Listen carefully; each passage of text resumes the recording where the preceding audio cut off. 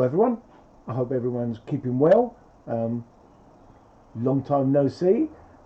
Today I'm going to do a quick review over the long-awaited SRX4 Gen3 from Serpent. We're all very excited to have this car. It's a totally new platform, and I've already built one, so I'm just going to run through a few tips and stuff like that.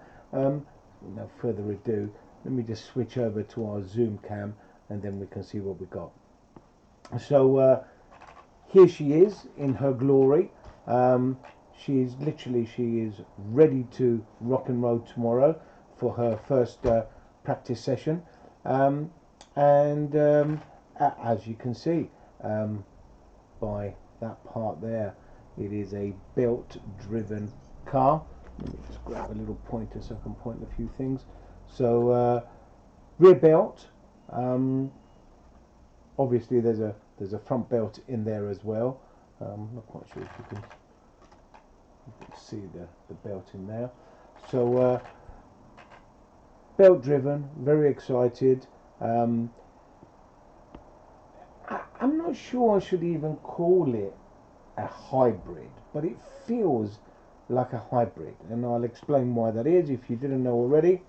The car has more or less a two-wheel drive rear back into it. So rear gearbox, we all know about the Gen 3 two-wheel drive, very quick release. Rear gearbox, change the diff very quickly, anytime. I mean, literally it's less than a minute. You can have the diff in your hand, obviously less than a minute to put it back again. So we've got a quick release there, 5 different diff heights at the back. We know that about the two-wheel drive Gen 3. Now we have the same on the front. So quick release, 1, 2, 3, 4 screws. It's literally gearbox in your hands, take the diff out the front, drop another one in, very, very, very quick. So the Gen 3 four-wheel drive is carrying on the beautiful style of the two-wheel drive. So basically it's like I said, a two-wheel drive gearbox, 3 gear. Off the spur we have the belt, taking it to the center lay shaft, which is across here, and then a belt to the front, dead down the middle of the car. Let me see if you can see a little bit closer of that, what's going on there. So you could see the belt there, you could see the lay shaft there in the middle, as you can see next to the motor, and you can see the rear gearbox there. What else can I tell you? There's so much to tell you. I want to try and keep it short, but it's very difficult. So we've got a complete new front end, unlike any other that we've ever had before. Caster blocks are fully adjustable. Kick up is fully adjustable, and I can just give you a little taster of that. We can go from, oh God, I hope my memory's right, but something like from 5-degree front kick up to 15, is it?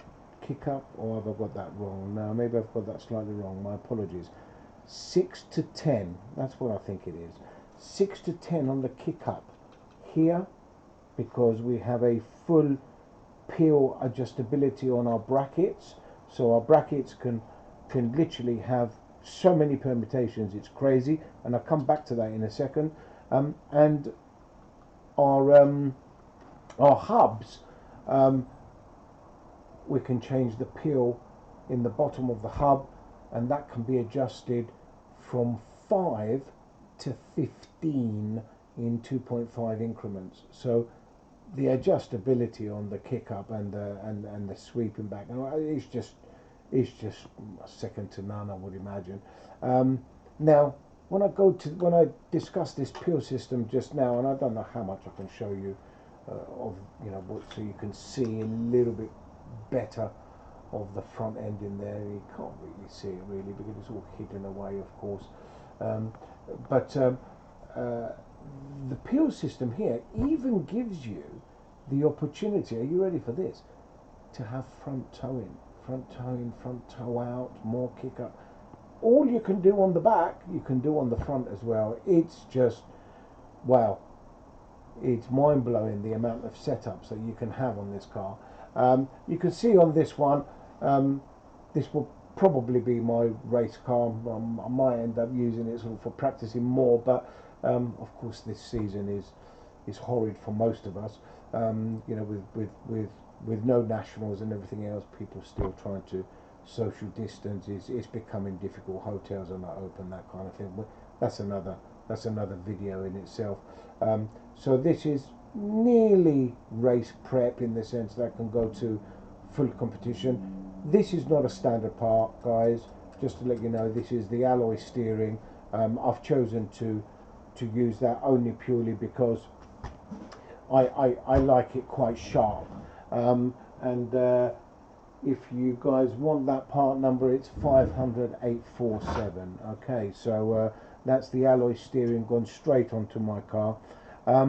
Free floating servo. Bearing in mind, apart from this alloy steering, what you see here is standard, right? So let's not think that the car's got a bundle of options because I put some bling bling gold screws on it and turnbuckles, right? So the car comes with carbon fibre, shock tower, front, rear, top deck, all of that carbon fibre is included, even the battery strap in carbon fibre.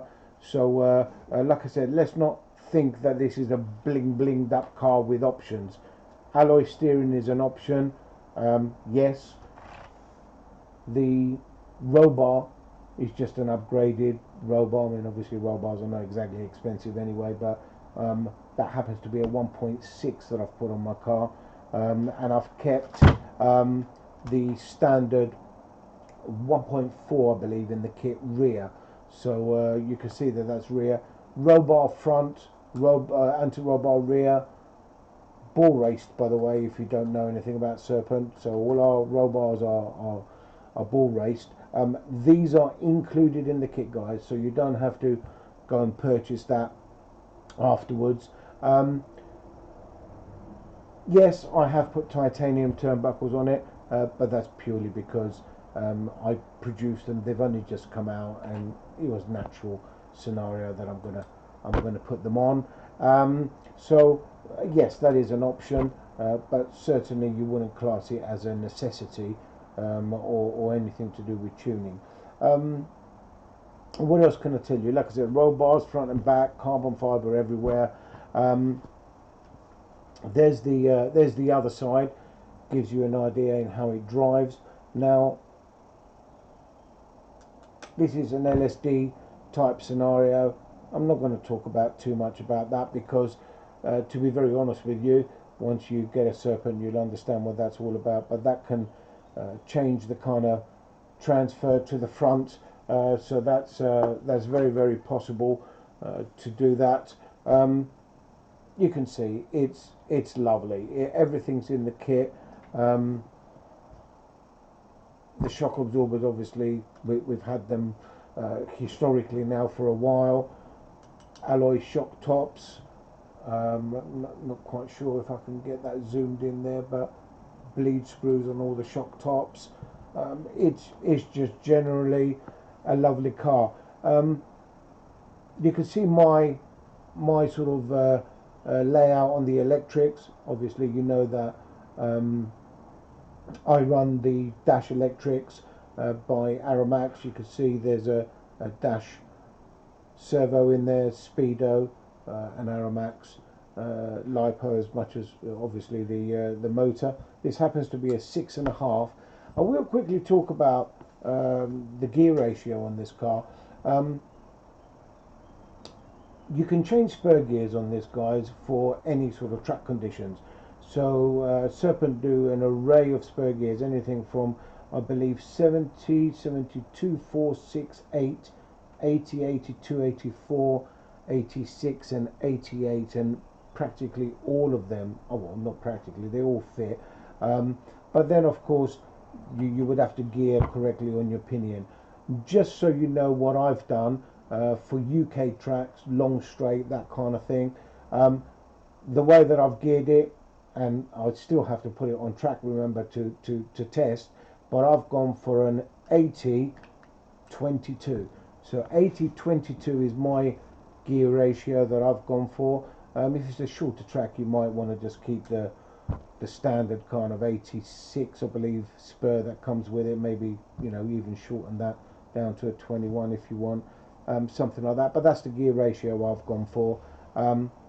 Now, I've built the car totally kit, like I said, in the sense of its setup, and I will do a little video tomorrow when it's running around the track and see how wide away from the corners we are, because none of us have really raced, and we're all dying to get out there, and I'm dying to get this out on track. So I haven't got a body to show you because it's with Keith, and as everybody knows, I'm sure it's going to come back looking absolutely some sort of stunning paint job like he always does. And many on the Facebook have asked what tyres these are. These are Pro Lines. These are pyramids on the back, and on the front, I've not used these before, but they're these staggered wedge. I don't know, is that going to be a bit too much, you think? We'll see.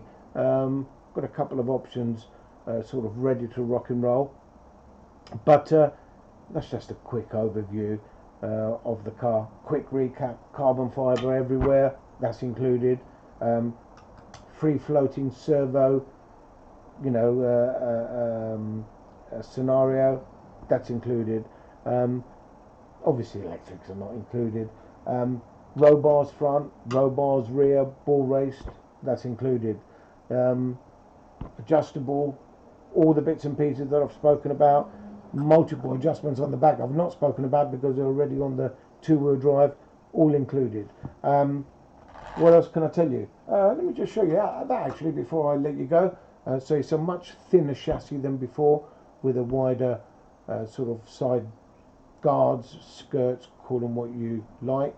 And we even have a gearbox that is even lowered more than, you know, so we've got all the gearboxes can go really low on this car. It's fab. A Billy Easton creation, and we all know how passionate he is with all his stuff. So if you've not tried it, give it a go. Serpent SRX Gen3, and excuse me, with no further ado, thank you for watching, and we'll catch you on the next one.